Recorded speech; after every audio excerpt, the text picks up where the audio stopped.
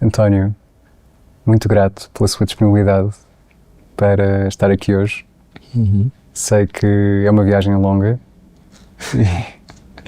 e muito agradeço a disponibilidade que mostra sempre para os desafios que eu lhe lanço. Obrigado, eu. Vamos imaginar por instantes que o Hipócrates sai de uma máquina do tempo e pergunta: quem é o António Godinho? O António Godinho. Eu vou dizer o que é que o António Godinho faz, porque dizer quem é o António Godinho, acho que nem eu sei. O António Godinho foi médico de família durante 30 anos, a maior parte do tempo, praticamente todo o tempo na região autónoma da Madeira. Entretanto, reformei-me, pedi a reforma antecipada. E agora faço medicina, mas a nível privado. Ainda faço medicina. E continuei a fazer sempre. Não me estou a ver fazer mais nada. E que tipo de medicina é que o António pratica? É assim, isso é uma pergunta fácil de fazer e difícil de responder. Nem eu sei, porque é assim, a minha definição de medicina é assim, tudo aquilo que promove o tratamento e a cura de uma doença ou de um mal-estar é medicina. Tudo. Portanto, se me está a falar da medicina alopática ou medicina oficial, não é bem o que eu pratico atualmente. Eu tento fazer a junção das duas, tento fazer uma medicina mais virada para uma abordagem natural, orgânica, fisiológica, digamos, da doença, e até psicológica, embora não seja psicólogo, enfim. Do que propriamente usar a medicina que eu pratiquei sempre e que estudei. A outra também estudei, obviamente, senão não tinha conhecimentos, mas não com estudo oficial. Acho que faço a junção, tento fazer a junção de ambas, fazer as duas abordagens, umas vezes mais para uma, outras vezes mais outra, dependendo da pessoa que tenha à minha frente e da situação, claro, obviamente. Muito bem. Então, mas pode considerar-se que exerce uma medicina mais integrativa? Sim. E onde é que foi o ponto de viragem? Porque a cada altura enverdou? Eu não sei se houve ponto de viragem, porque eu desde muito pequeno, desde que eu me lembro, pelo menos desde os 4 anos, que eu quero ser médico. Eu nunca quis ser astronauta, nem bombeiro, mas sempre me vi como médico. Desde criança sempre me lembro. E muito antes até de entrar no curso de medicina já comprava livrinhos, às vezes sobre saúde, sobre suplementos, sobre vitaminas, sobre oligoterapia, sobre várias coisas, várias abordagens, e sempre fui muito curioso nesse aspecto. Portanto, se houve uma viragem propriamente dita, talvez uma altura em que eu comecei a deixar de acreditar na medicina, ou pelo menos a perceber que a medicina oficial não dava respostas à maior parte das situações, porque eu só via doenças crónicas e, portanto, uma doença crónica não é resposta. Ou se consegue curar ou não. Nós talvez sejamos a única espécie que tem doenças crónicas, na natureza isso não existe. É rapidamente eliminado. E esta medicina que oficial criou uma sociedade de doentes crónicos. Isso a mim nunca me satisfez. Mas essa consciência foi progressiva. Até que também por outras alterações, porque, desculpe lá o termo, mas eu cansei-me um bocado de encher salsichas. Quer dizer, então depois que entraram a informática dentro dos consultórios, a relação médico-doente acabou. E também acabou a privacidade do doente, mas isso ninguém está preocupado, portanto eu não tenho que me preocupar, o doente é que deve estar preocupado com isso. Mas os doentes praticamente veem os médicos, não são os médicos que veem os doentes. Isso para mim não é medicina. Não pode ser. A medicina precisa de tempo. A relação médico-doente precisa de tempo. Muito tempo. A medicina convencional foca-se sobretudo em aliviar ou inibir sintomas, no lugar de... Basicamente sim. Exato. De olhar para as causas. Aliás, a palavra cura não vai encontrar nenhum livro de medicina, nem de enfermagem. É uma palavra que já há muito tempo desapareceu dos livros de medicina. Não existe. Portanto, a ideia é sempre, enfim, desculpa o termo, é um pouco varrer para baixo do tapete. E nunca procurar a causa, nunca ir ao fundo da questão e resolver a causa. A partir do momento que resolve a causa, a cura surge. Mas isso financeiramente não é viável. Eu tenho esta convicção de que grande parte das doenças são, na verdade, psicossomáticas, que as doenças, aquilo que nós consideramos doenças, são manifestações no corpo físico de desequilíbrios dos corpos mais sutis. Ou seja, tem uma origem emocional, mental. Nós humanos vivemos a dualidade de várias maneiras, mente-corpo, nós e os outros, etc. Não é? Vivemos num universo dual. E, portanto, é evidente que isso, tentar imaginar que isso não existe é um disparate total. Não é? Obviamente que há a parte emocional é extremamente importante. Nós sabemos que a tristeza, que é uma emoção perfeitamente normal, banal, não é? Inibe o sistema imunitário. É simples de perceber, não é? O stress inibe o sistema imunitário e por aí fora. Portanto, essa relação é mais que óbvia. Eu até dizia a brincar, não muito a brincar, mas já há muitos anos que dizia aos meus doentes, já há muitos anos, há décadas, que eu dizia às vezes a alguns doentes, enfim, com quem se podia desenvolver um pouco mais as coisas, ou quando havia tempo, que era raro, que o corpo não adoece, o corpo obedece. O corpo só adoece de duas maneiras, ou ser envenenado ou traumatizado. A partir daí, quase sempre é a mente, ou pelo menos digamos que a mente cria o terreno para que a doença surja. Dito mais corretamente. É uma combinação de fatores, não é? É uma combinação de fatores, é óbvio. Mas a mente tem um papel determinante. Tem um papel determinante. António, de acordo com os relatórios das Nações Unidas, Portugal é um dos principais consumidores de ansiolíticos, sedativos e de benzodiazepina. É triste. A saúde mental dos portugueses já teve melhores dias. Somos o povo do fado, somos um povo tristes. A responsabilidade também é dos médicos, porque é demasiado abusivo a medicação, esse tipo de medicação. Um exemplo é, por exemplo, o luto. O luto tem que ser sentido e vivido. Então não se vai dar um antidepressivo, um ansiolítico a quem está de luto. A pessoa tem que estar triste e tem que viver essa tristeza, tem que assumir o luto, tem que resolvê-lo.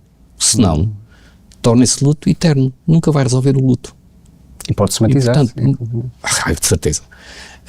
E nós, ao interferirmos quimicamente, estamos a bloquear esse processo. É um pouco culpa do sistema, obviamente. É um abuso. É um abuso. Deveria haver um bocadinho mais bom senso nesse tipo de medicação, nesse e nas outras. E muitas outras. E, além disso, já foi demonstrado que medicamentos antidepressivos, como o Prozac, são tão eficazes como um placebo. A diferença é pequena.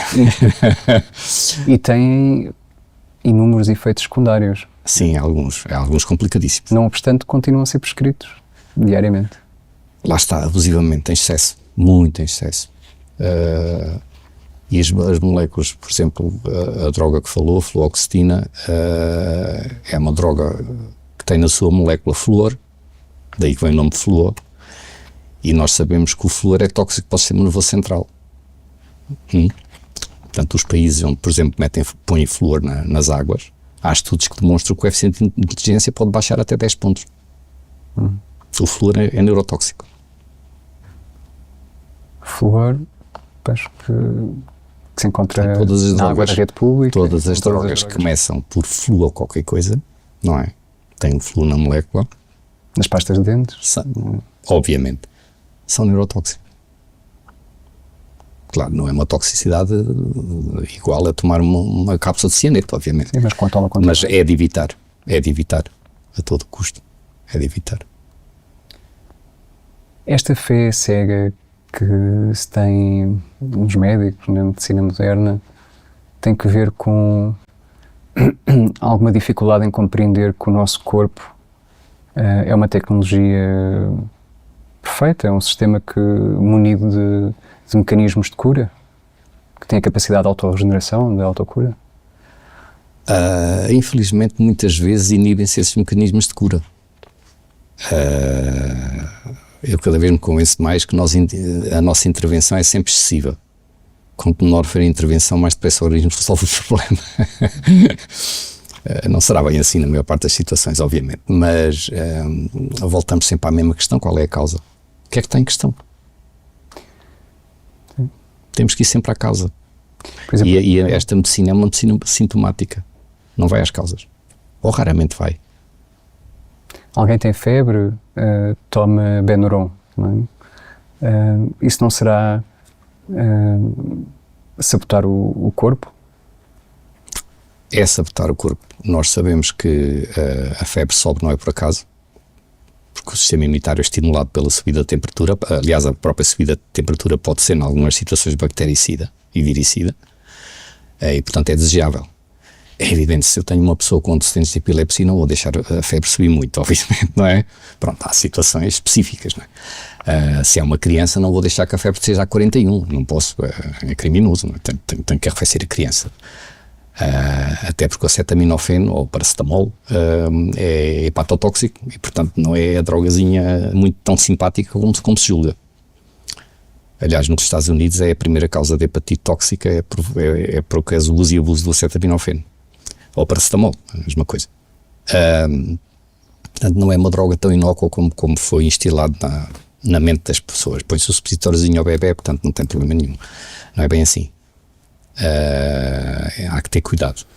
Na maior parte das situações, a febre deve-se promover até certos valores.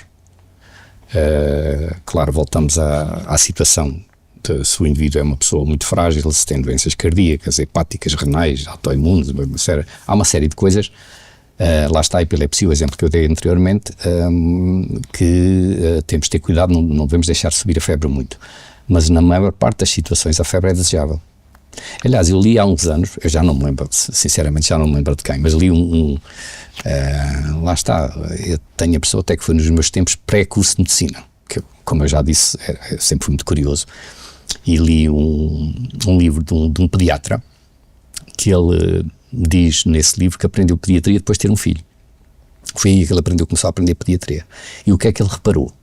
Cada vez que o filho tinha uma doença, havia um salto qualitativo no desenvolvimento da criança, tanto mental como físico. Portanto, as doenças da infância, a maior parte delas, segundo este ponto de vista, são desejáveis.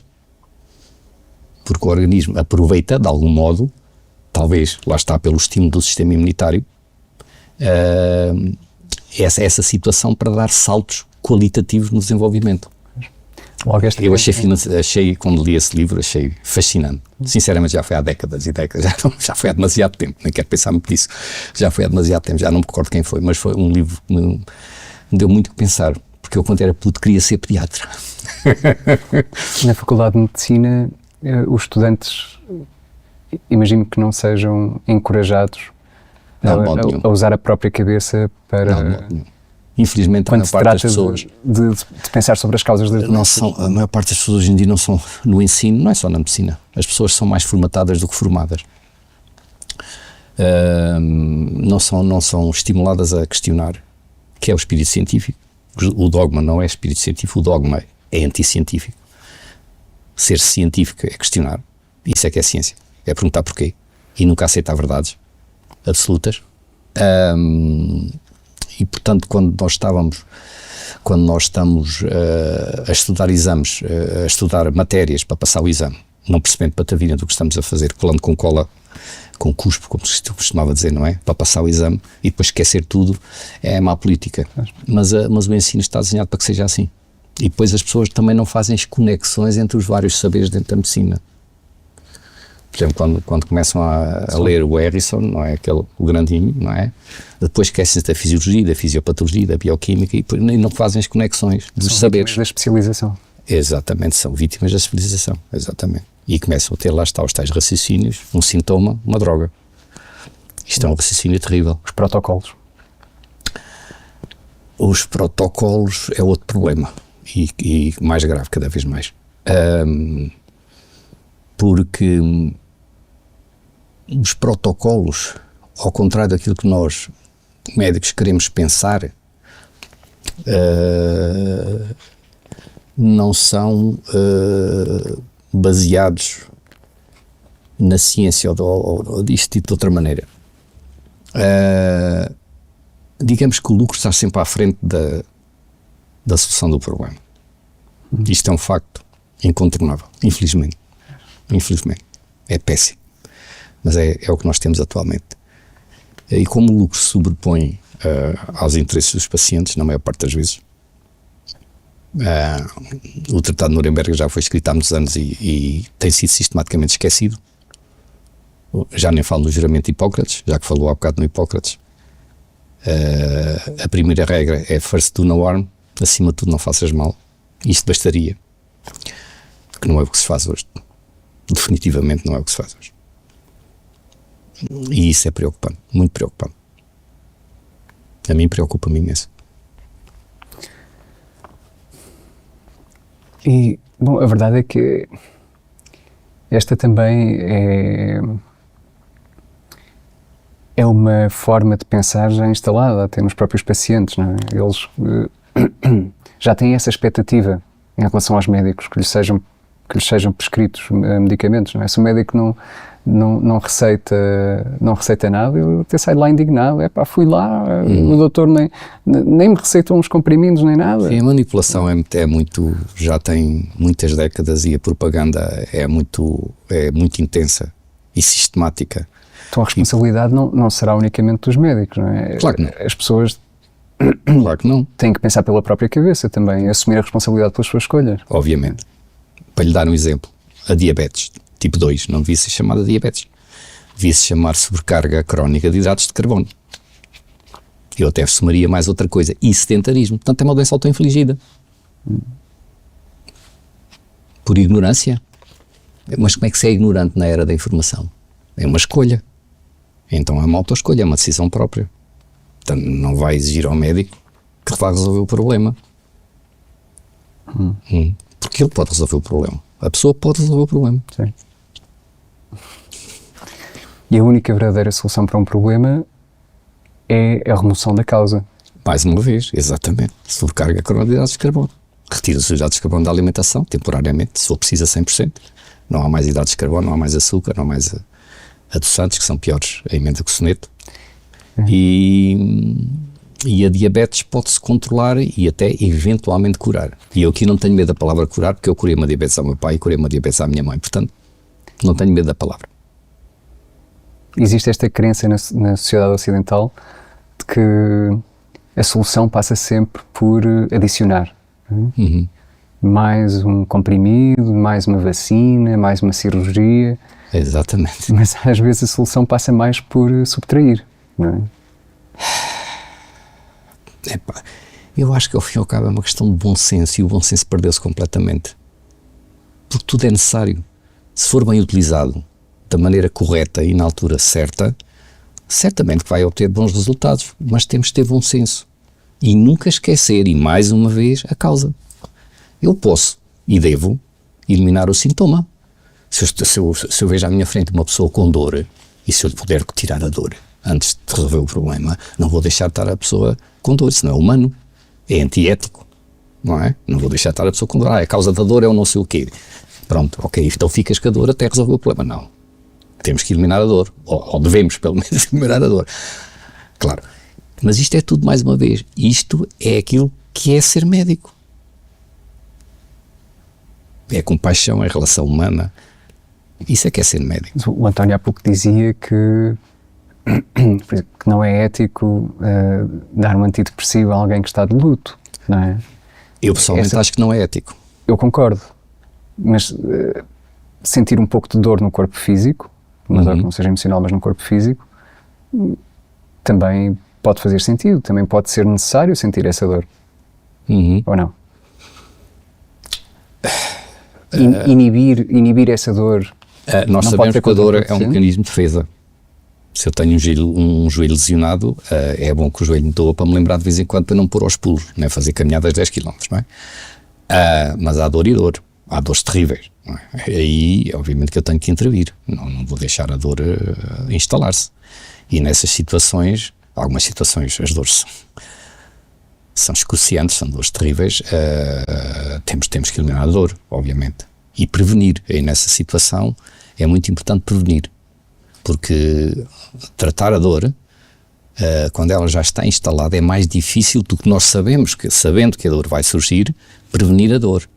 Pronto, mas isso já são, enfim... Minúcias, exato. Li há pouco tempo que no Brasil os erros médicos matam 5 pessoas por minuto. E que, de acordo com os dados oficiais, os erros médicos são a terceira causa de morte nos Estados Unidos. Há quem diga que já não é a terceira. Mas sim, provavelmente é a terceira. Segundo lá nisso, bem-ajam por isso, os Estados Unidos fazem estatísticas para tudo, não é? E de facto o ato médico já é a terceira causa de morte há muito tempo nos Estados Unidos. As estatísticas dizem. E repare, eu não estou a falar do erro médico, estou a falar do ato médico. E portanto inclui o erro e inclui os famosos protocolos e as guidelines. Portanto, estamos a falar de medicamentos aprovados e de cumprimento de protocolos. É por isso que isto tudo tem que ser repensado. Está provado que os antibióticos que se tomam para as otites, para as sinusites e afins têm efeitos secundários relativamente graves e também contribuem para o desenvolvimento de superbactérias que têm consequências graves. Exato. E, no entanto, continuam a ser prescritos. Como é que se justifica? É um problema que já vem de longe. Voltamos ao bom senso. Há um abuso extremo do uso de antibióticos. Inclusive a indústria alimentar usa antibióticos. A natimicina nos queijos, os animais, a maneira como os animais são tratados em cativeiro e, enfim, inclusive os antibióticos são usados até como estímulo do crescimento e, portanto, isto é irracionalidade total. E depois os próprios médicos facilitam muito porque usam antibióticos muitas vezes em infecções virais por um mecanismo, ao fim e ao cabo, de defesa, não é? Mas voltamos ao bom senso. Os antibióticos é do tipo de coisas que é excessivamente prescrito, sem dúvida nenhuma. E depois não se compensa a seguir, porque se eu desse um probiótico junto com o antibiótico, provavelmente não teria esses efeitos secundários. Ninguém faz isso, ou quase ninguém. Ok? E não é dar um probiótico ou uma estirpe. Um bom probiótico tem pelo menos 10 tipos diferentes, bifidobactérias, lactobacilos e por aí fora. Não se faz. Se nós tivéssemos esse cuidado, sempre que é absolutamente necessário comprovadamente dar um antibiótico, e muitas vezes é, obviamente, os antibióticos podem salvar uma vida, claro que sim, mas devíamos depois não esquecer da compensação, porque estamos a fazer uma intervenção direta no nosso ecossistema, no nosso microbiota e microbioma, e isso é de certeza mau. Estamos a fazer de aprendizes de feiticeiros, porque fala-se muito na microbiota. Antigamente chamava-se flora intestinal, mas ainda se sabe pouco. Qual é a bactéria que tem esta função ou que tem aquela, ainda se sabe muito pouco. Vão-se adivinhando algumas coisas, vão-se percebendo algumas coisas, mas ainda não se sabe tudo. E os antibióticos com certeza que interfere com tudo isto. E não admira nada. Por exemplo, aquele síndrome que se fala muito hoje em dia, que é o síndrome da permeabilidade intestinal. Ao fim e ao cabo é um síndrome inflamatório, é a inflamação do intestino, não é? Obviamente, se uma pessoa come pesticidas 365 dias por ano, é impossível não ter o intestino inflamado. Ora, se o intestino está inflamado, deixa passar moléculas muito maiores do que o normal, e algumas moléculas que não deviam passar. Isso vai provocar o quê? Coisas como alergias, doenças autoimunes e por aí fora, porque é uma sobrecarga que não devia lá estar do sistema imunitário. Portanto, isso a longo prazo, e às vezes a médio e a curto, às vezes com antibióticos, às vezes tem diarreias brutais, não é? Às vezes complicadas, deveríamos pensar um pouco melhor quando receitamos um antibiótico. Até porque há muitas substâncias naturais que funcionam como antibiótico. Em relação aos perigos do uso abusivo do antibiótico, já há muita gente desperta. Mas, por exemplo, em relação aos perigos dos xaropes para a tosse, nem tanto. A maior parte das pessoas julga que é algo inofensivo e não é bem assim. Depende da idade e depende do xarope para a tosse. É evidente, se está a tomar um xarope para a tosse, se dá um xarope para a tosse com opioides, com codeína, por exemplo, a uma criancinha muito, muito jovem, muito pequena, é um perigo. Aliás, não se deve dar. Portanto, aliás, a tosse não se deve inibir. O que se deve inibir é a expulsão. Portanto, nós devemos tomar é expectorantes, manter-nos hidratados, porque facilita a eliminação. Obviamente, se eu estou desidratado, há muito mais dificuldade e de ir à causa. Tratar a bactéria, o vírus, seja lá o que for, que estiver subjacente, e a inflamação, se for o caso disso. De acordo. Que há inflamação quase sempre. Não vou usar um corticoide cada vez que estou engripado, mas às vezes é necessário. Enfim, muito menos do que aquilo que se faz, mas às vezes é necessário. Ou pelo menos aconselhável em certas situações. Claro, depende sempre de espaços curtos de tempo e depende sempre do indivíduo que temos à nossa frente, obviamente. Em crianças, isso tem que ser pensado muito seriamente. Numa criança o que dá são expectorantes, que eu também não gosto muito em crianças demasiado jovens, porque o expectorante pode provocar inundação das vias aéreas em certas situações, se é um bebezinho, portanto aí também também não é evidente que o expectorante pode ser contraindicado. Aí eu gosto muito de uma substância, que não vou dizer o nome comercial, que é o NAC, é a N-acetilcisteína, que é um protetor pulmonar e que facilita imenso, é anti-inflamatório a nível do pulmão, e não só. E tem uma segunda vantagem, que é detox, ou seja, ajuda o nosso fígado a produzir glutatião, ou glutationa, que é uma molécula quase universal de desintoxicação. Contribui para esse movimento sim, do corpo. Não é? Exato, é a xaropes para a tosse da cilcisteína, é na cilcisteína. De acordo com um estudo de 2010 publicado na Pediatrics, muitos dos xaropes para a tosse no mercado têm efeitos secundários gravíssimos. O reflexo é importantíssimo. O reflexo está lá por alguma coisa. Está para expulsar o resultado da luta, digamos, do que está a ser criado nos alvéolos e, portanto, tem que ser expulso. E podem chegar mesmo a provocar a morte.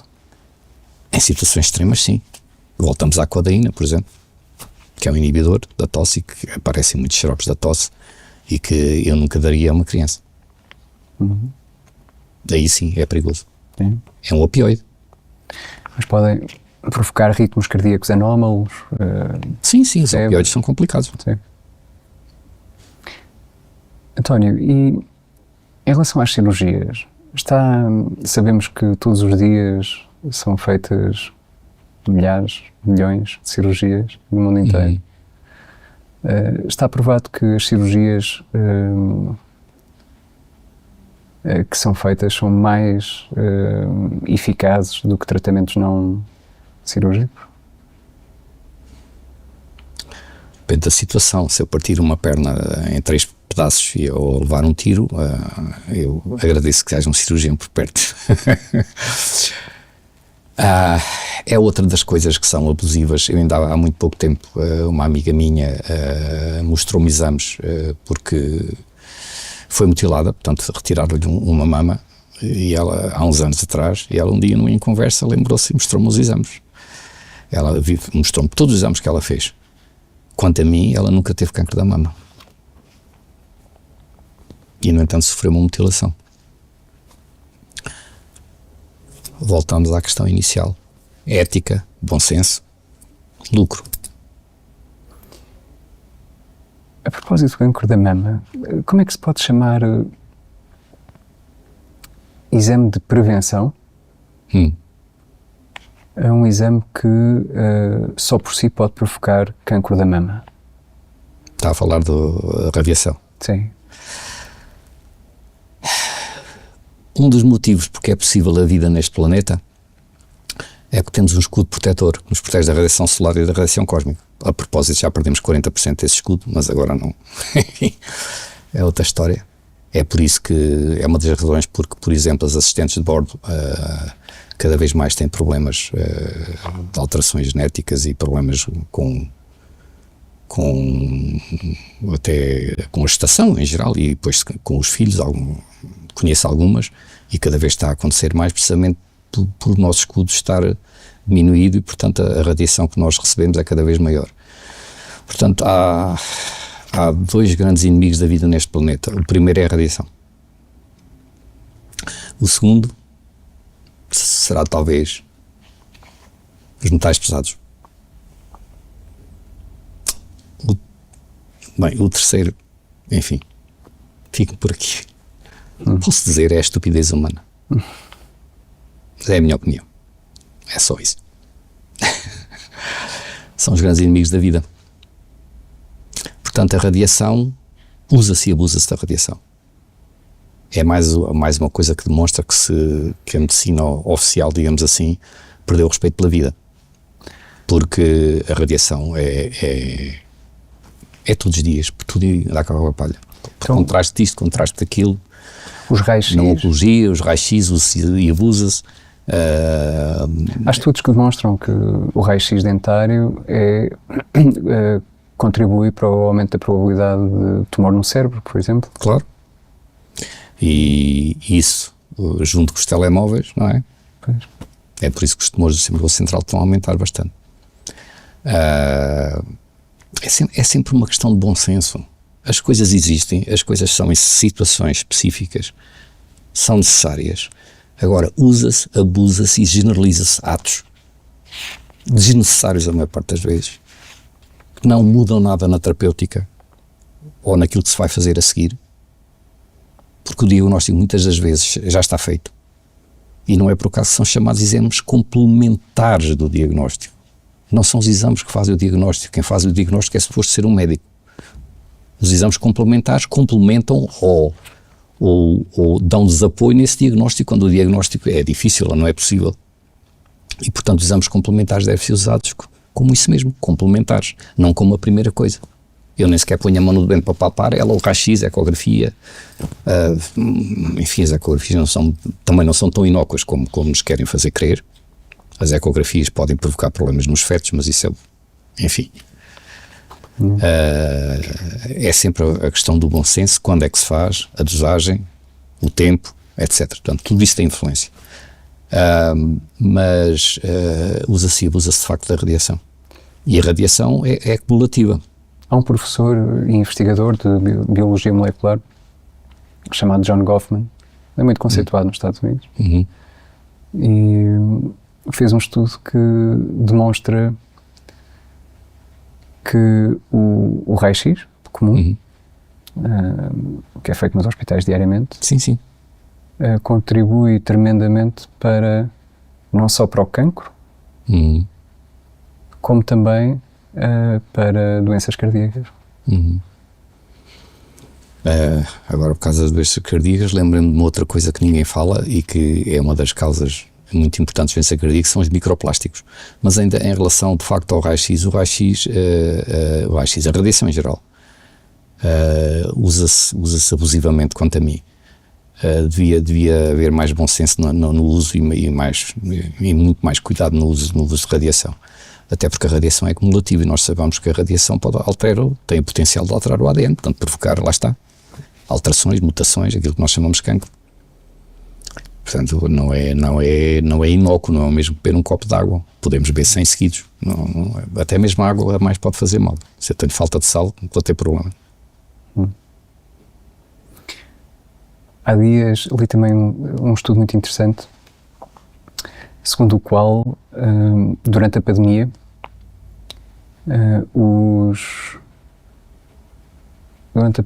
já não me lembro em que cidade dos Estados Unidos, todos os pacientes Covid foram encaminhados para um determinado hospital. E foi o hospital onde houve uma maior taxa de mortalidade. Acho que morreram mais de 60% dos pacientes Covid. Curiosamente, mesmo justamente 2 meses antes, esse hospital tinha sido notícia de que esse era o primeiro hospital nos Estados Unidos que funcionava a 5G.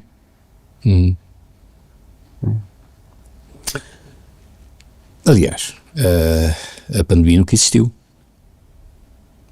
Não houve epidemia nenhuma. A prova aparece-me à minha frente todos os dias. Quando eu peço anticorpos anti-Spike 1 e Spike 2 e anti-N, a imensa maioria das pessoas tem anticorpos anti-N negativos, o que significa que nunca, jamais na vida tiveram contato com SARS-CoV-2. Como é que numa epidemia ou uma pandemia a nível mundial ninguém jamais teve um contato com SARS-CoV-2? Como? É mais difícil que passar entre os pingos da chuva, a não ser que a pessoa tenha vivido no Tibete, numa montanha lá numa cava e nunca tinha entrado em contato com ninguém. Isso foi assumido. O processo 525/21.4 do Tribunal de Justiça de Lisboa, em que a Direção-Geral de Saúde foi chamada a responder a várias perguntas, uma delas a existência do SARS-CoV-2, a prova da existência do Covid, a prova da existência da relação entre o SARS-CoV-2 e o Covid e muitas outras perguntas, eram 17, e a resposta foi: não há documentos. Então, do que é que andámos a falar? E qual é a relação com a radiação, nomeadamente com 5G?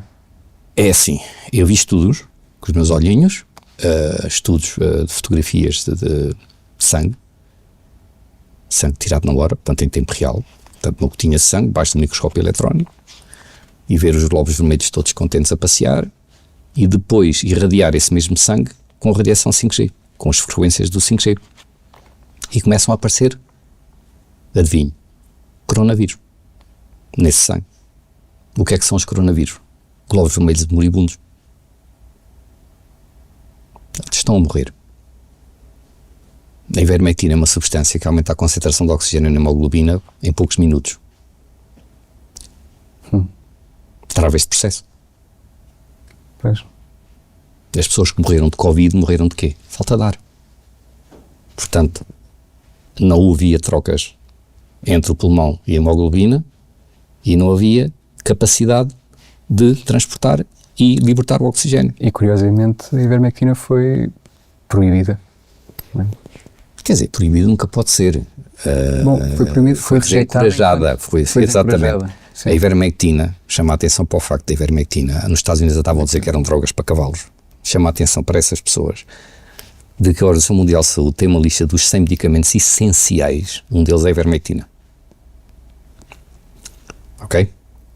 A ivermectina oficialmente é um antiparasítico, antiparasitário, mas tem outras ações.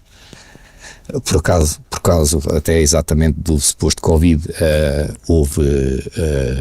foi uma droga que começou a ser muito estudada, ultimamente está a ser muito estudada, porque tem havido muitas surpresas em relação ao uso de ivermectina, e tem aplicações até eventualmente no cancro.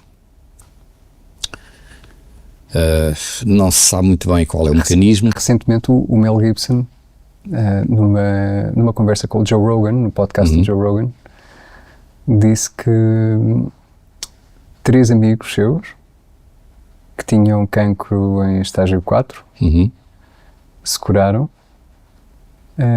com recurso à ivermectina, Sim. fenbenzedol, Sim, um antifúngico, que em Portugal e creio que na Europa só existe para os animais, o ser humano não tem direito. hidroxicloroquina, e azulmetileno. Exato.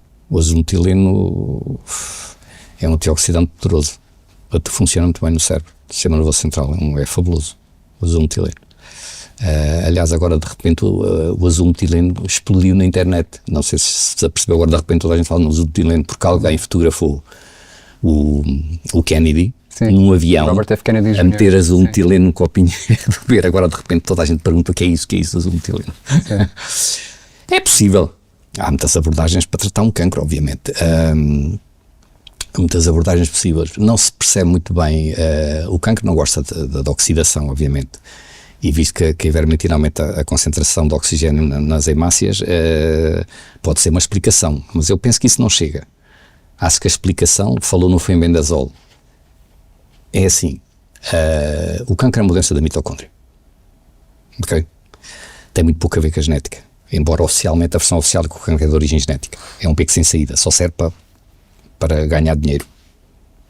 Gastamos bilhões a estudar o cancro e não se gastam uns tustos a curar o cancro. A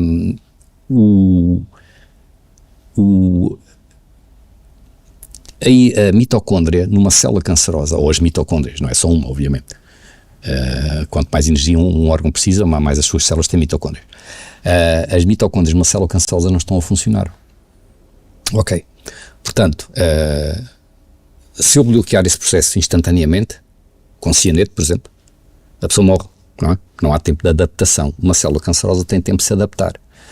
E então as mitocôndrias são desligadas por toxicidade crónica, obviamente, que é isso que é o cancro, ao fim e ao cabo é uma doença epigenética. Portanto, quando a mitocôndria é desligada, não são desligadas instantaneamente e todas ao mesmo tempo, obviamente. É um processo tóxico, portanto é um processo que vai decorrendo no tempo. A célula começa a funcionar com mecanismos primitivos de produção de energia. Ou seja, consumindo glucose no citoplasma por fermentação, portanto na ausência de oxigênio. É muito menos eficaz do que a produção de energia na mitocôndria, por isso é que as células cancerosas consomem imensa glucose e precisam de muita corrente sanguínea, muito sanguezinho a chegar para trazer muita glucose, porque é um mecanismo muito menos eficaz de produção de energia. E não só a glucose, a glutamina. E aqui voltamos à ivermectina e ao fenbendazol, principalmente ao fenbendazol. Pensa-se, ainda não há, tanto quanto eu sei, certezas em relação aos mecanismos. Pensa-se que o mecanismo é precisamente bloquear a fermentação da glutamina. Porque nós bloquearmos a fermentação da glicose é fazermos, por exemplo, uma dieta sem hidratos de carbono. Hidratos de carbono zero, chamada dieta ketogénica. Não há glucose. Mas muitas pessoas isto resulta. Ajuda imenso. O cancro começa a desacelerar. Mas continua a haver a glutamina. Ainda há outra via. E pensa-se que essas substâncias atuam na fermentação da glutamina, bloqueiam essa fermentação. Há também uma relação direta do cancro com parasitas e fungos, por isso é natural que a ivermectina... Há muitas teorias em relação ao cancro. O cancro, quanto a mim, é toxicidade, pode ser bactérias, pode ser meio ambiente, pode ser radiação, pode ser muita coisa. Traumas emocionais violentos, muita coisa. Mas é um síndrome, é uma coisa muito complexa. Manifesta-se também com colónias de parasitas, não é? Nós sabemos que há vírus e bactérias que são cancerígenos, ok?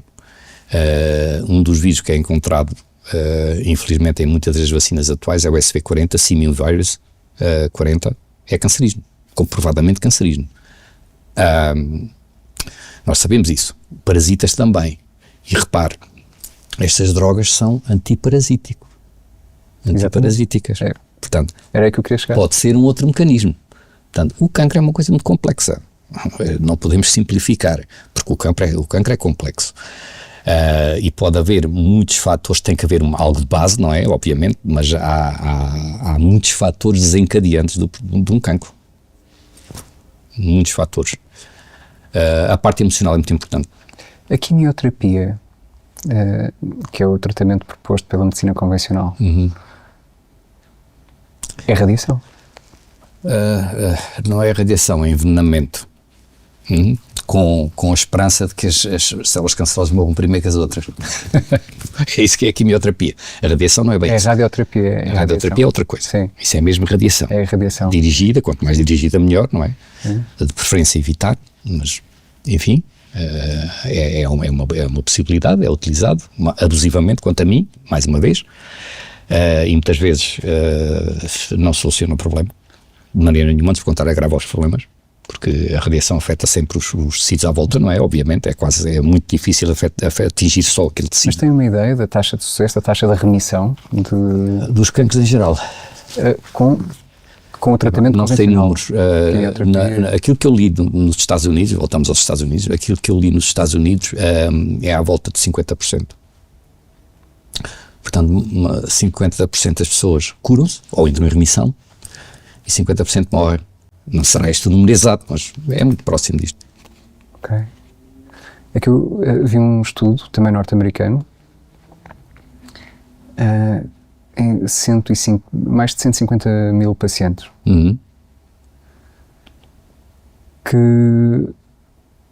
dos quais apenas 3% sobreviveram ao cancro, seguindo o tratamento de 3% é um número muito baixo, penso eu. E talvez em alguns cancros mais agressivos, mas... Eram 22 tipos de cancro diferentes.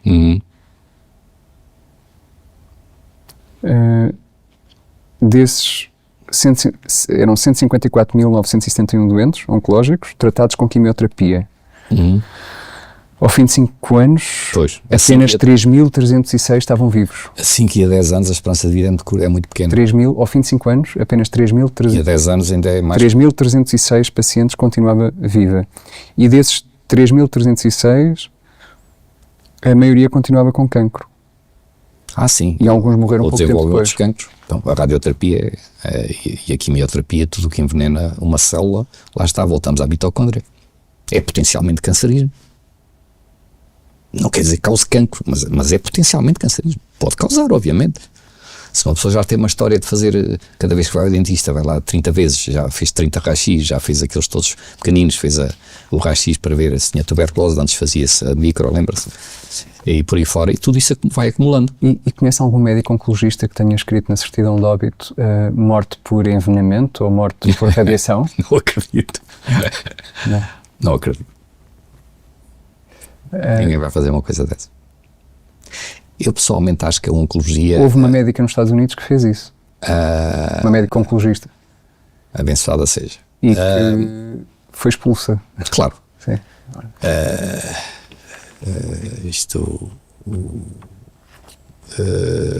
Lá está. É perigoso atacar o dogma. É perigoso ter espírito científico hoje em dia. Ao contrário daquilo que é propagandeado, o espírito científico hoje em dia é muito perigoso. Fazer perguntas é complicado. Mas não sei se os valores serão tão baixos. Também eu não quero ser tão pessimista, mas por conta isso é um estudo, há outros, não é? E depende dos tipos de cancros, há cancros mais agressivos que outros. Mas a 5 anos e principalmente a 10 anos a sobrevivência é muito baixa. Isso de certeza. Certeza, muito baixa, é muito baixa. E a própria biópsia recomenda-se? Tem riscos? Pode provocar cancro? Há quem te diga que sim, há quem diga que não. É evidente, porque se há um processo cancerígeno, maligno, enfim, chame-lhe o que quiser, que está encapsulado, portanto o próprio organismo encapsulou aquele processo, não é?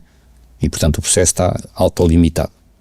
E vai lá pôr uma agulha, ninguém pode dizer, em termos absolutos, que aquilo não vai abrir ou criar uma porta de saída para as células cancerosas. E, portanto, para criar metástase. É teórico, mas é possível. Há estudos que dizem que sim, que o risco, há algum risco. Há outros que dizem, não, está ok. Mais uma vez, é uma coisa que eu não faria levianamente.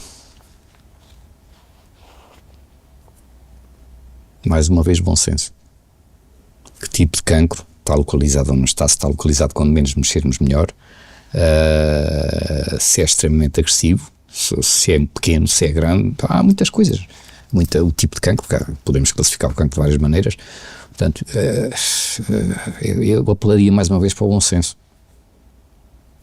Bom senso, mexer o menos possível. Em vez de atacar logo o cancro, digamos assim, porque não começar por estimular o sistema imunitário? Não se faz. Agora, geralmente inibe-se com corticoides. Má ideia. Quanto a mim, mais uma vez é uma opinião, é a minha. Em situações extremas, se a pessoa está numa fase terminal seja lá isso o que for, também é uma definição, enfim, muito. Pois, fase terminal de acordo com quem? De acordo com, exatamente, de acordo com alguém que usa isto só e que está fechado a tudo o resto e, portanto, é terminal para aquelas soluções que a pessoa tem, porque não tem mais, não é? Isso é a definição oficial de terminal.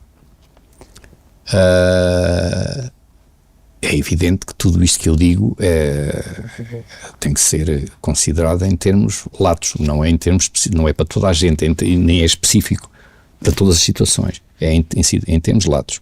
Temos que ter bom senso, temos que a medicina tem que se abrir outras possibilidades, temos que utilizar outras terapêuticas que existem, há clínicas especializadas nessas terapêuticas, por exemplo, e portanto não é ficção científica, e portanto nós temos que estar abertos a essas possibilidades todas, e aquilo que eu digo, por exemplo, os corticoides não sei o quê, é assim, há sempre lugar para tudo. Quando apareceu a suposta pandemia, não é? Os frontline doctors de Nova York, que perceberam que havia pessoas que estavam a morrer de qualquer coisa, que não percebi muito bem o que era, e essas pessoas estavam a morrer de radiação 5G, que é uma frequência muito perto do micro-ondas, e a raça humana, sempre que aparece uma coisa nova, tem que se adaptar. Há sempre aqueles que não se adaptam e são eliminados, não é? São as pessoas que morrem. Houve pessoas que morreram de alguma coisa, morreram pela radiação 5G, obviamente. Voltando ao processo, já agora, ao processo 525/21.4 português, Tribunal Administrativo de Lisboa, foi questionado a Direção-Geral de Saúde quantas pessoas tinham morrido comprovadamente de um vírus que eles não conseguiram provar que existia, mas pronto, aceito, houve qualquer coisa de facto. Quantas pessoas tinham morrido comprovadamente de Covid? Ora, repare, 21.4 de abril de 2021, nessa altura, segundo os média, tinham morrido mais de 18 mil portugueses, se não me falha a memória, nessa altura já em 18 mil e tal portugueses com Covid. Sabe qual foi a resposta da Direção-Geral de Saúde ao Tribunal? 152. Uma gripe normal mata, nos anos bons, 4.500 portugueses. Nos anos bons. Nos maus, mata 8.000 a 9.000 portugueses. Ninguém se preocupou com isso. Ninguém se preocupou em dizer às populações: a partir de outubro tomem vitamina D. Não interessa. Porque isso é prevenção. E a prevenção, economicamente, não rende. Não tem futuro. Tão simples como isto. É curioso que, a propósito dos estudos e da ciência, segundo o New England Journal of Medicine, que é conceituado, sim.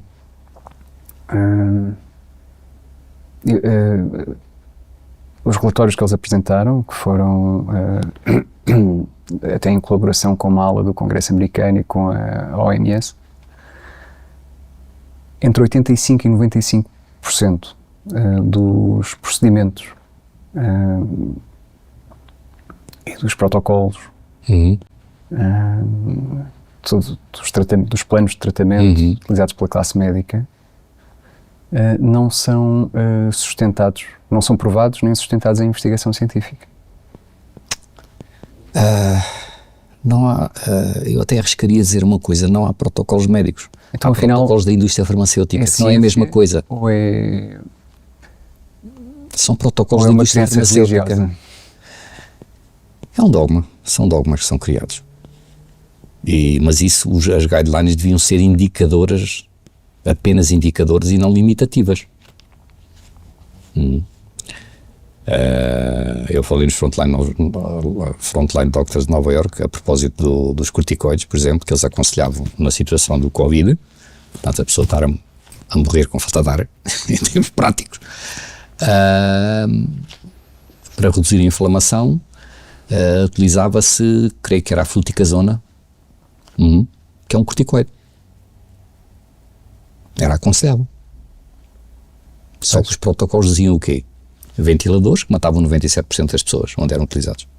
E remdesivir, uma droga que matou praticamente todas as pessoas, nos estudos fase 4 com humanos, que foi uma droga desenvolvida para o ébola e falhou, porque matava praticamente toda a gente por falência de órgãos. Foi essa droga selecionada como uma droga milagrosa para o Covid. E mais nada.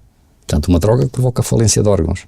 E os ventiladores provocam, não sei se alguns estudos apontam para 97%, tem tendência, ao contrário daquilo que parece, tem tendência a ser otimista, portanto, não sei que serão tantos, provavelmente não serão tantos, mas é um número elevado, porque repare, imagine uns alvéolos inflamados, frágeis, se manda pressão para dentro do pulmão, o que é que acontece aos alvéolos?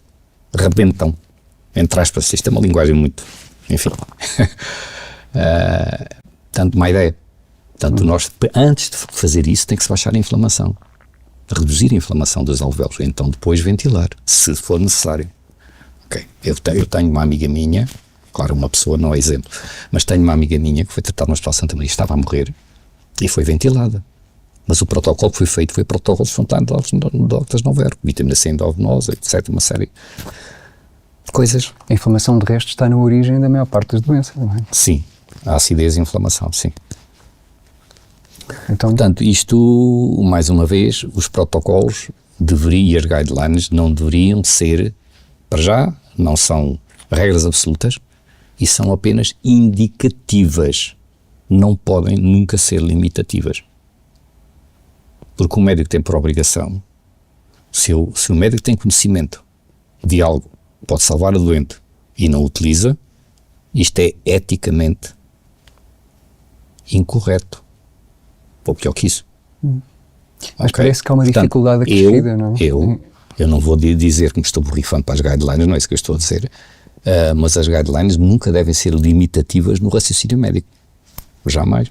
Parece que há uma dificuldade acrescida em compreender algo quando o salário está dependente da não compreensão. Isso faz-te lembrar aquela gracinha daquela famosa frase 97 em relação ao clima, 97% dos cientistas estão de acordo. Ok, a frase está incompleta. A frase completa é 97% dos cientistas estão de acordo com quem os financia. Adeus ciência. Isto deixa de ser ciência, passa a ser negócio. Portanto, é uma ciência manipulada. Se eu sou um investigador, ok, e descubro algo contra quem me financia, quem põe mesa no prato, quem põe prato na mesa, não é? Eu dificilmente vou contra quem me paga. Posso ser despedido. Portanto, a partir daqui é que vêm os conflitos de interesses. E ser despedido é o melhor dos cenários. E o conflito de interesses na ciência, no mundo ideal seria completamente diferente, mas no mundo em que nós vivemos, os conflitos de interesses são avassaladores. E, portanto, a raça humana, se continuar assim, não avança. Não avançamos. Porque, por exemplo, um estudo médico custa, não faço ideia, centenas de milhares de euros, às vezes até mais. Números às vezes até mais elevados, depende do tipo de estudo.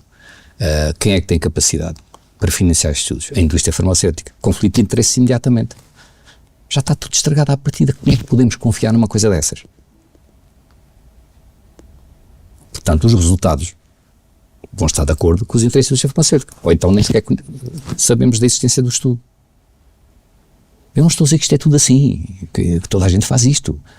Mas é um perigo real e é o que nós vemos acontecer à nossa volta atualmente. Portanto, isto, e a todas as áreas da ciência. Eu não estou a falar só na medicina.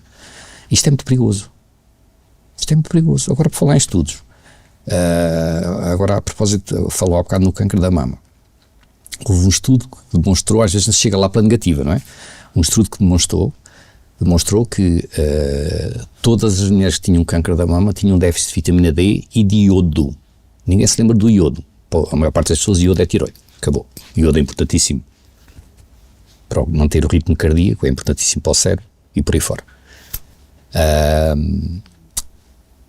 E, portanto, repare, agora, os cânceres da mama são provocados pela falta de vitamina D e iodo? Não. Ou pelo menos não será o gatilho.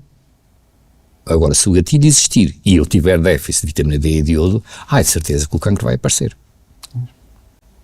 Portanto, isto é apenas um exemplo. Outro estudo agora, a propósito disso. É o ambiente, não é?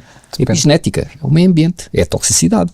O ambiente onde do eu corpo, vivo. não é? Quanto mais alcalino estiver o corpo, menor é a probabilidade de proliferarem doenças, não é? Quanto mais, Sim, a alcalinidade. quanto mais alcalino, pois, menor é a probabilidade. Quanto mais ácido, mais alta é a probabilidade. Sim, a acidez está ligada à inflamação, portanto, onde há inflamação, estamos mal, não é? Pois. Há terreno fértil para... Exatamente, é logo um terreno fértil para isso. Então, voltando já agora a outros Mas há outros fatores, não é? Emocionais, mentais... Há muitos fatores. Muitos fatores. Agora ainda voltando ao cancro da mama, lembrei-me de um estudo que penso que foi de 2015 e penso que foi na Suíça. Um estudo com 10 mil mulheres. Isto agora estou a puxar para a memória, a minha mãe já não é o que era. Está a precisar do azulpilene. E ômega 3 já agora. E juba de leão. Ok. Esse estudo, penso que foi eu estou agora a puxar para a memória, mas eu achei muito piada ao estudo, porque os médicos de família têm um problema. Nós, em termos de medicina, é impossível acompanhar os estudos. Impossível para nenhum médico. Portanto, mesmo para um especialista que só se foca num problema só, praticamente, ou vários problemas de um órgão ou de um sistema, mesmo assim é muito difícil acompanhar. Para um médico internista ou para um médico de família, que é mais ou menos a mesma coisa, só que adaptado à saúde pública, é impossível. Portanto, não havia ninguém que tenha memória. Portanto, eu sempre me defendi em termos de memória. O que é que eu faço? Isto é a minha maneira de ser assim. Tenho um estudo. Não vou decorar quem fez, o ano, quem foi o jornal, não sei o que, médico, não posso, não tenho cérebro para isso, tenho cérebro de macaco como todos nós, não é? Temos este bocadinho aqui, temos mais nenhum de sobressalente. E então, o que é que eu faço? Mas isto foi uma técnica desde que comecei a estudar medicina, porque a informação é maciça. E eu, como era preguiçoso, defendia muito bem. E então tentava sempre ir à essência. E resumos. E, portanto, eu não subcarrego, recuso-me permanentemente de recusar a minha memória com certo tipo de pormenores. E então, eu lembro-me da essência. Eu fixo a essência é isto, o princípio era este e o resultado é este. Mas e fico-me por ali. A síntese é o mais difícil. A síntese. Não, mas eu sempre sou bom a fazer síntese. Às vezes perco um bocado por causa disso, depois perco as referências, não é? Isso também, se eu fosse pessoa universitária, se calhar era melhor saber as referências mais na ponta da língua, não é? Mas por acaso lembro-me desse estudo, eu penso que foi em 2015. Suíço. Metade das mulheres começaram a tomar diariamente 2.000 unidades de vitamina D. Para um adulto, principalmente a partir de outubro até março, é ridículo. É uma dose baixa. E então as mulheres tomaram vitamina D durante o estudo, obviamente. Mais nada. Não fui dito às mulheres, olha, façam uma dieta biológica, ou façam exercício físico, arranjem estratégias anti-stress, durmam bem, não, nada disso. 2.000 unidades e foram seguindo as mulheres, observando. No fim do estudo, o grupo que tomou vitamina D teve menos 83% de câncer da mama. Não foi 8,3%, foi 83% de câncer de mama, a menos, com uma dose ridícula de vitamina D. A propósito de vitamina D, há quem diga que melhor ainda do que a suplementação é a exposição ao sol. Claro, obviamente. E criar reservas no verão. E as lâmpadas. As lâmpadas de vitamina D. Mas em relação ao sol, António, agora a primavera está a chegar. Então o sol causa cancro? Se nós tivermos o nosso escudo solar a funcionar, não causa cancro. Aliás, das frequências de luz que estimulam o mitocôndrio a produzir energia e a produção de melatonina, já agora, e a saúde ocular, são os infravermelhos, que é o que dá a sensação de calor. Quando eu digo, está quente, o que me dá a sensação cutânea de calor são os infravermelhos, não só os ultravioletas A, os ultravioletas B, nem nada disso. Os infravermelhos... Então a exposição ao sol é benéfica. É extremamente benéfica, estimula a mitocôndria, estimula a produção de melatonina, estimula o globo ocular e os músculos oculares e a retina, e estimula a microcirculação e por aí fora. Portanto, os infravermelhos são extremamente importantes. Portanto, viva ao sol. Viva ao sol. Mas se usar, por os exemplo, ultravioletas B... Se houver exposição ao sol com protetores solares, é igualmente benéfico? Má ideia. Estamos a bloquear totalmente a produção de vitamina D. Acabou. Muito má ideia. Péssima ideia. Tem alguma vantagem o protetor solar? Nenhuma. E voltamos ao bom senso. É assim, se eu tenho uma pele muito branquinha e semi-transparente, como os nórdicos, por exemplo, a maior parte deles, não me vou pôr ao sol do meio-dia às 2 da tarde, 2 horas seguidas, ao fim de estar um ano sem todo vestido e com o inverno, não é? Para o primeiro dia de sol, pôr 2 horas ao sol, não aconselho. Como é que seja progressivo? Como é ser progressivo, podemos, enfim, tomar a astaxantina, por exemplo, que é o que dá a cor aos flamingos, não é? E ao salmão, que ajuda a pele a proteger-se contra a radiação solar. Podemos, por exemplo, não ter a pele fragilizada com ômega 6, portanto nada de margarinas nem de óleos de fritar, óleos vegetais, ok? Muitos ômega 3. A pele eu tenho fica bem com óleo de coco. muito mais resistente e podemos hidratar-se, manter-se bem hidratado e proteger a pele de alguma maneira. O óleo de coco é uma possibilidade. Se juntar um bocadinho de outro também ajuda. Até fica com cor mais depressa, que faz filtro. Ok. Exatamente, mas o melhor é a pessoa nunca deixar que os níveis de vitamina D baixem demasiado. A população, pelo menos na minha experiência, quando peço análise, peço quase sempre a vitamina D, a população normalmente, o que eu encontro é 10, 20 nanogramas por mililitro, é uma dose ridícula. As doses desejáveis são sempre acima de 50 nanogramas por mililitro. O ideal será entre 60 a 80. Nós sabemos que isto previne muitos cancros, por exemplo, e previne em quase 50%, olha, de um estudo recente, previne em quase 50% as infecções respiratórias, só tomando vitamina D. 47% é bastante. E tendo níveis acima de 50. E as pessoas têm sistemas imunitários, doenças autoimunes, qualquer coisa que comprometa o sistema imunitário, aí até aconselho concentrações no sangue mais elevadas, acima de 80 nanogramas por mililitro. E depois as perguntas mas a vitamina D pode ser tóxica? Não, a vitamina D nunca é tóxica. Nunca também. Nós às vezes temos de ter cuidado com as palavras. É assim, se nós formos ver os sintomas de toxicidade, entre aspas, da vitamina D, ou de toxicidade, entre aspas, do excesso de cálcio, são os mesmos. Mas se olhar para os sintomas de déficit de magnésio, são os mesmos. Portanto, o que é que nós estamos a dizer quando dizemos que a vitamina D é tóxica? Estamos a dizer que as pessoas têm déficit de magnésio.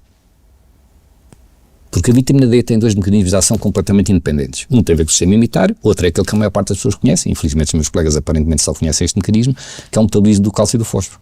Ora, se nós estamos a tomar grandes quantidades de vitamina D, e principalmente sem vitamina K, que é o polícia sinaleiro, digamos assim, do cálcio, que faz para que, enfim, distribui o cálcio no organismo, se estamos a tomar grandes quantidades de vitamina D, é evidente que o cálcio na corrente sanguínea começa a subir.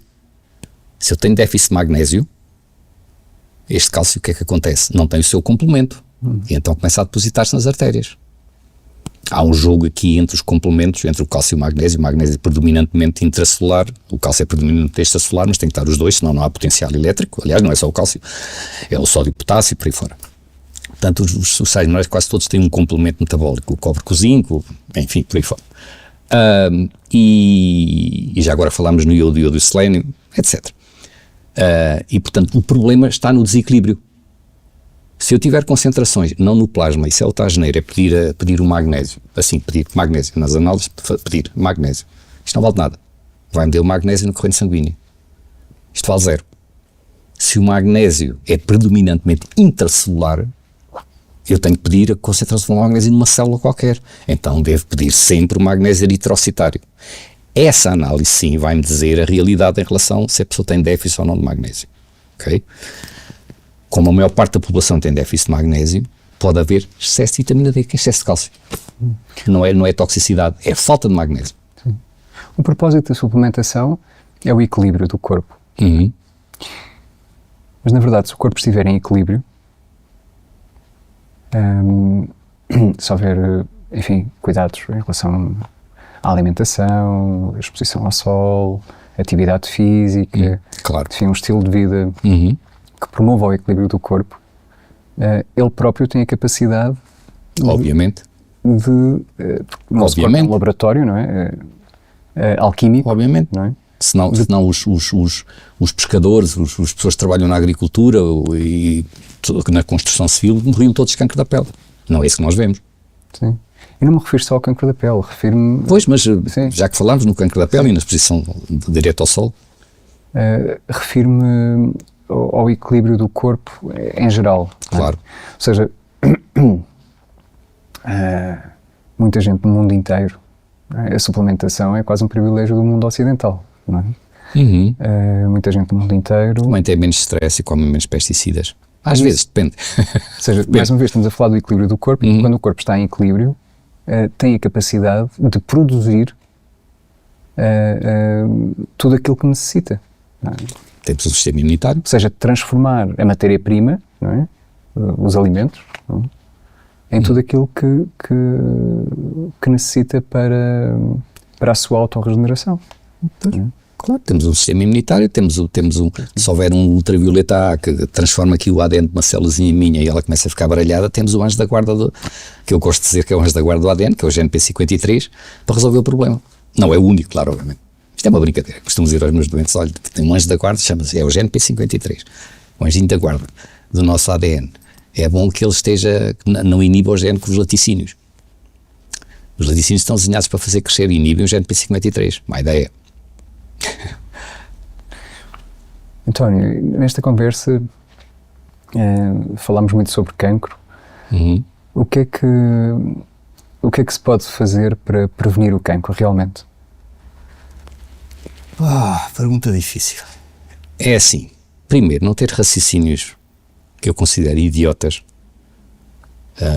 porque eu tenho um gene não sei quê, BRCA2 ou não sei quê, tenho um gene, vou amputar-me, tirar as mamas porque tenho um gene não sei quê. Eu aconselho essas pessoas a cortarem o pescoço para prevenir o Alzheimer. Isso não é maneira isso lá está, é a terceira causa, a terceiro maior inimigo da raça humana, é a estupidez. Perdão.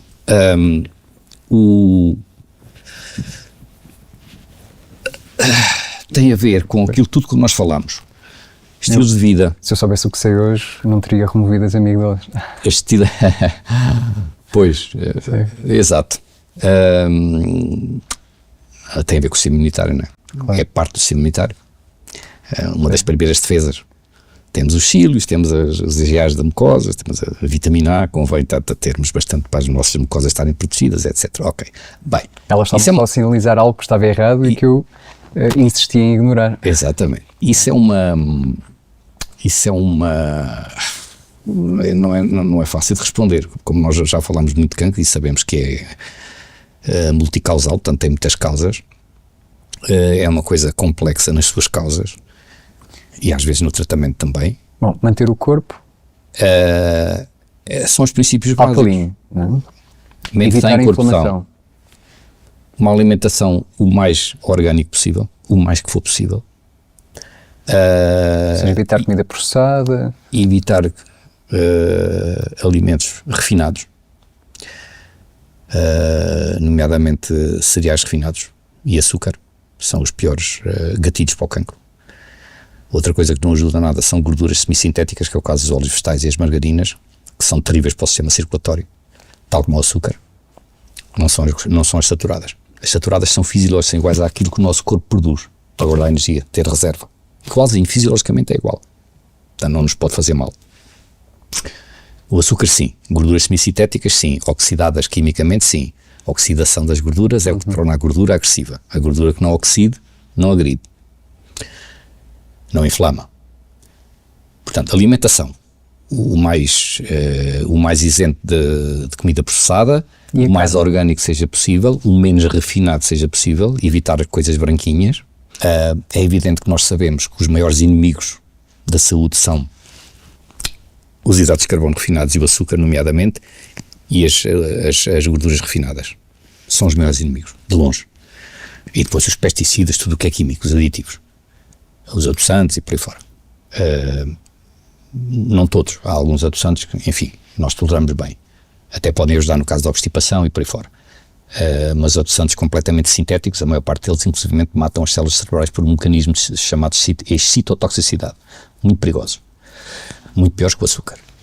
Eu pessoalmente, se tiver que escolher entre o adoçante e o açúcar, escolho sempre o açúcar. Sempre, mas não tenho dúvidas nenhumas. Agora, eu sou daqueles que evitam imenso açúcar e sou goloso. Faço o possível comer o menos açúcar E se eu compro como uma bolachinha ou um bolinho, uma coisa, normalmente é biológico.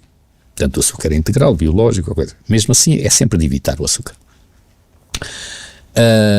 Voltando à nossa individualidade, é importante nós percebermos o nosso corpo, que ele está sempre a falar connosco. É assim, o ideal seria, assim como nós, era bom que conseguíssemos comer o mais biológico possível, o mesmo em relação ao animal cuja carne eu vou comer. E isso é difícil de conseguir. O animal tenha sido alimentado biologicamente ou naturalmente. Portanto, aí começam os problemas da carne.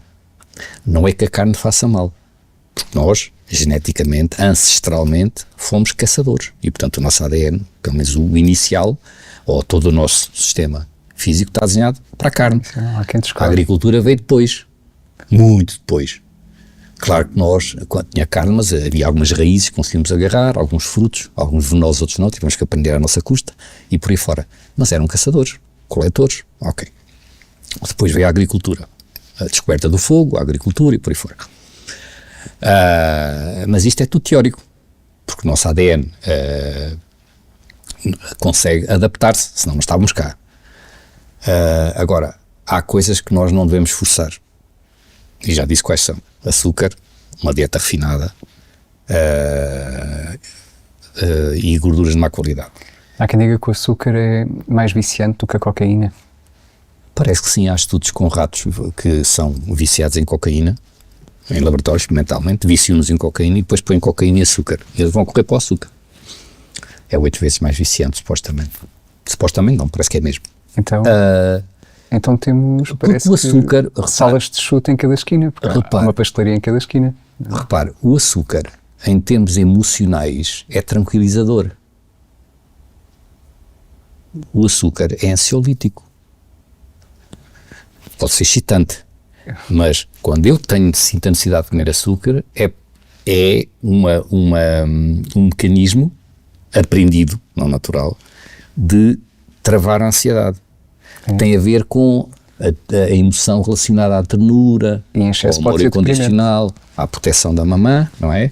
O doce aqui dentro funciona simbolicamente assim. É, porque é yin, não é muito feminino. E portanto, aí está, e portanto é por isso que o açúcar, para além dos processos bioquímicos, obviamente é por isso, e depois a alteração da microbiota, se nós comemos muito açúcar, estamos a criar bactérias que gostam de açúcar, e portanto se a gente corta de repente, elas então começam a pedir, e começam com a compulsão de comer, de ir ao açúcar, não é? Ainda por cima, se tiver níveis baixos de crómio também, enfim, a compulsão é maior e por aí fora. Mas isso é uma das coisas, a alimentação. As pessoas acham que comem açúcar porque estão tristes, mas às tantas estão tristes por comerem açúcar. É um ciclo vicioso. É um ciclo vicioso. Porque é deprimente. É. Na altura é confortador, a sensação é de conforto, mas depois deprime.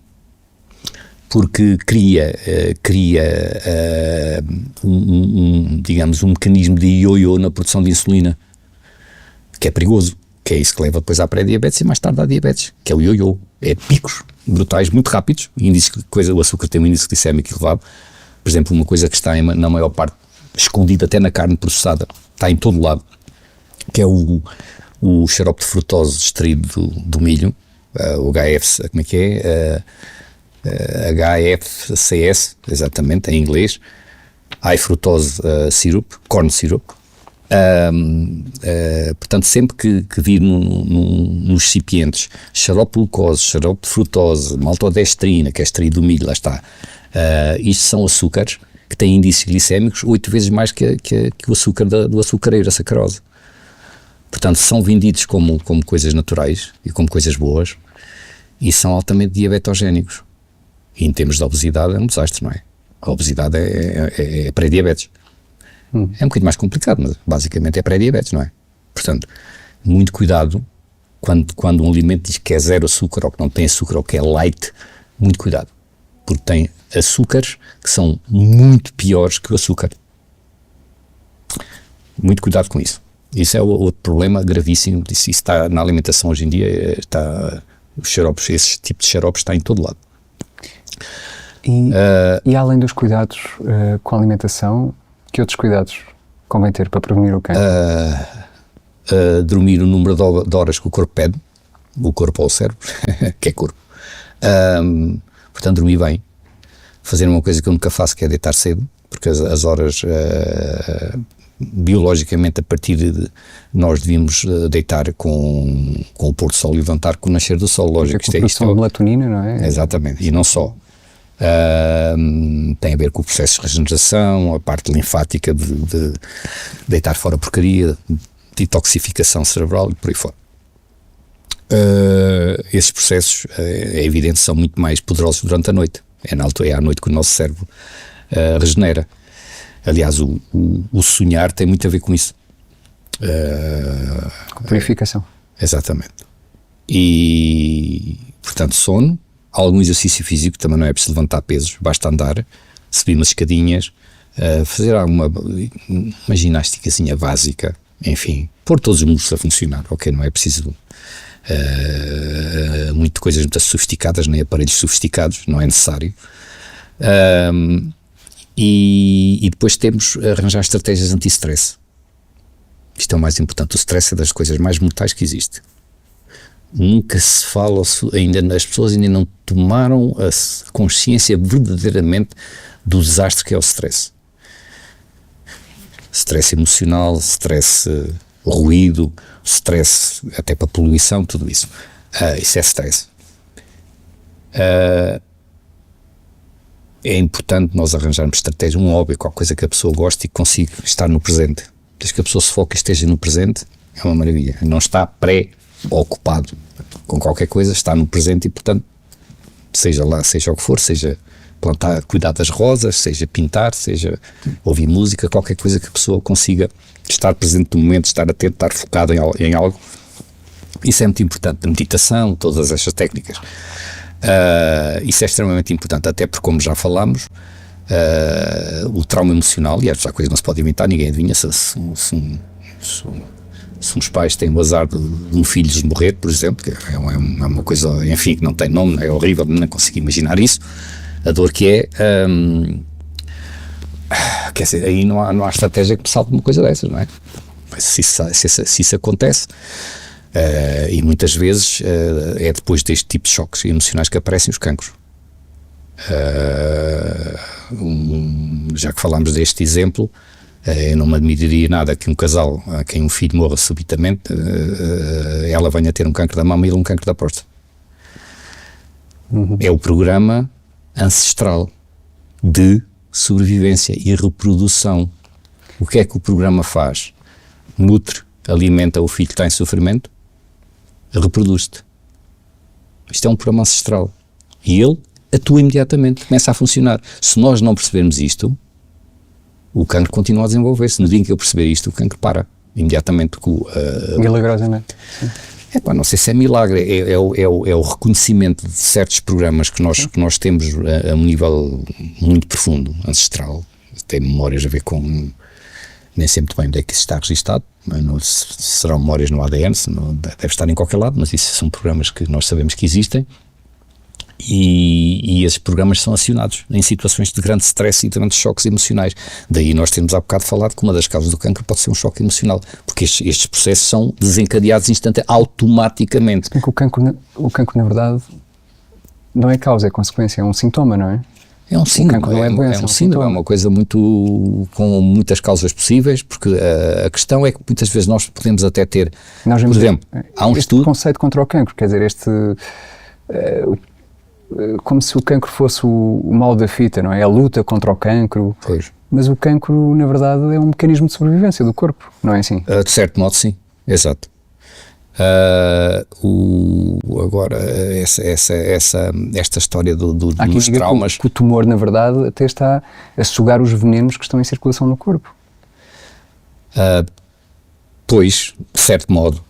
Porquê? Porque a irrigação de um tecido canceroso ou cancerígeno não é canceroso, cancerígeno é a causa, não é o resultado. Ok.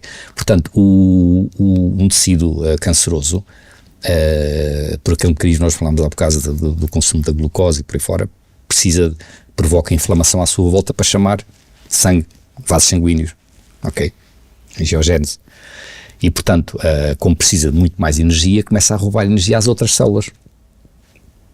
Portanto, um doente com cancro, se a pessoa não fizer absolutamente nada, a pessoa é identificada um cancro, não faz nada.